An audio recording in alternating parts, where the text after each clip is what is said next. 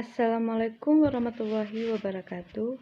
Perkenalkan, nama saya Khairatul Ulia dengan nomor NIM 1807030552. Saya kuliah di UIN Araniri Banda Aceh, jurusan Biologi di Fakultas Sains dan Teknologi. Tujuan dari pembuatan video ini adalah untuk memenuhi tugas kuliah dari mata kuliah Biologi Laut dengan dosen Bapak Ilham Zulfahmi. Isi dalam video ini sendiri yaitu tentang materi singkat acara seminar webinar yang berjudul Dinamika Air Lindo dan Upwelling di Perairan Indonesia pada tanggal 8 November 2020 dengan pemateri yaitu dengan Bapak Dwi Susanto dan Bapak Anindya Wirasatya. Nah, pertama kita akan mengetahui apa itu upwelling. Upwelling itu sendiri merupakan berasal dari bahasa Inggris yang berarti pembalikan massa air. Biasanya air laut yang lebih dingin dan memiliki massa yang lebih besar bergerak dari dasar laut ke permukaan. Akibat dari pergerakan itu,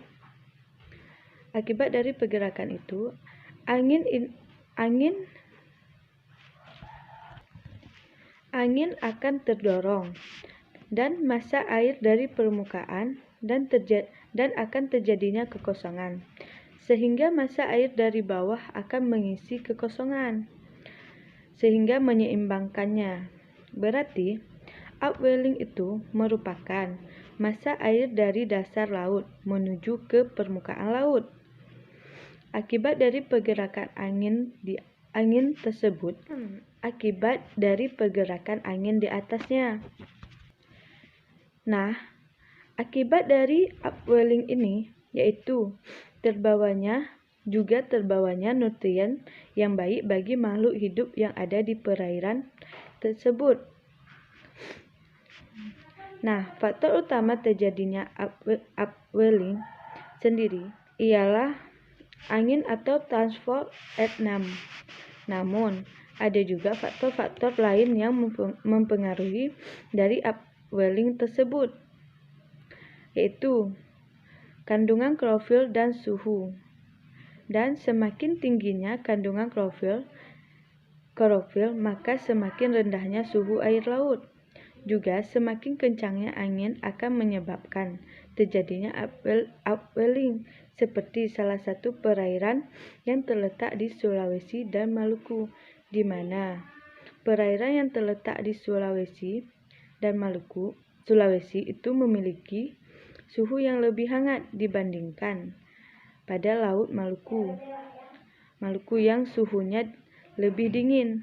Nah, kenapa terdapat suhu yang berbeda? Karena di perairan Sulawesi sendiri terdapat. Nah, kenapa didapati suhu yang berbeda? Karena perairan Sulawesi sendiri terdapat seperti blokade, yaitu menahan datangnya angin sehingga suhu yang terdapat di dalam lautan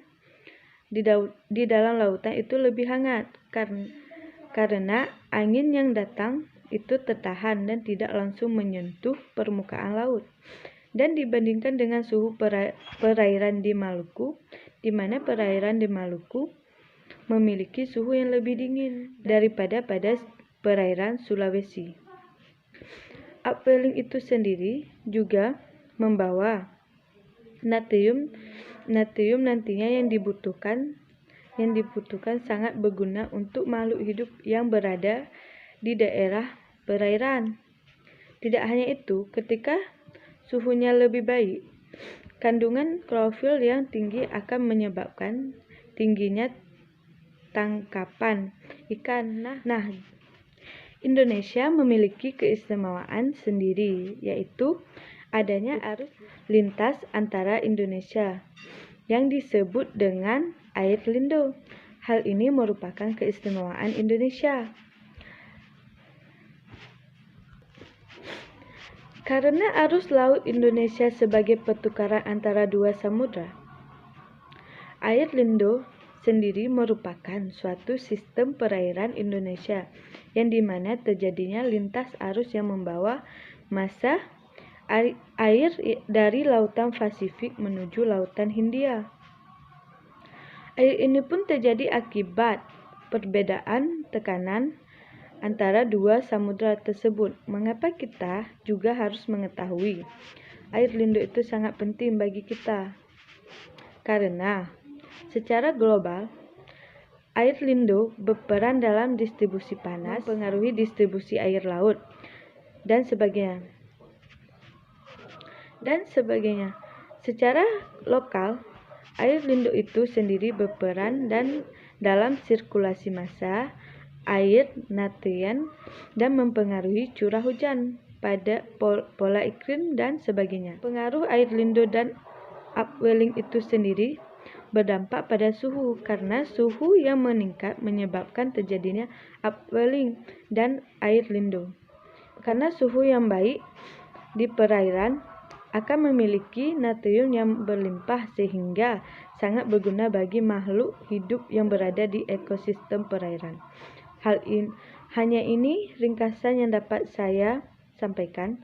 Lebih dan kurang saya mohon maaf. Wassalamualaikum warahmatullahi wabarakatuh.